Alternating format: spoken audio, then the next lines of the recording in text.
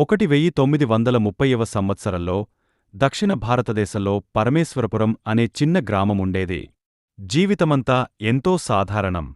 పాకశాలలు లేవు, ఆసుపత్రులు లేవు. ఓ పశుపోషణ, పొలం పనులే జీవనాధారాలు. ఆ గ్రామంలో ఒక ముదురు రైతు రామయ్య ఉండేవాడు. అతని హృదయం మంచి తత్వంతో నిండిపోయింది.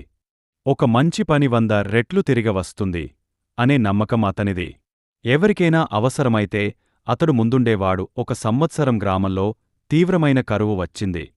పంటలు పూర్తిగా పాడయ్యాయా, బావులు ఎండిపోయాయి.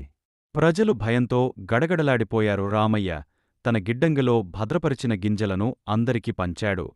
గ్రామం బతికితేనే నేను బతికినట్లే.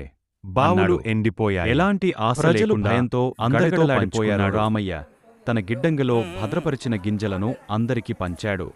గ్రామం బతికితేనే నేను బతికినట్లే అన్నాడు. ఎలాంటి ఆశ లేకుండా అందరితో పంచుకున్నాడు. ఆ గింజలతో మళ్లీ సాగు జరిగింది. పచ్చటి పొలాలు నెమ్మదిగా వికసించాయి. బాధతో మౌనంగా మారిన గ్రామం మళ్లీ పాటలతో నిండింది.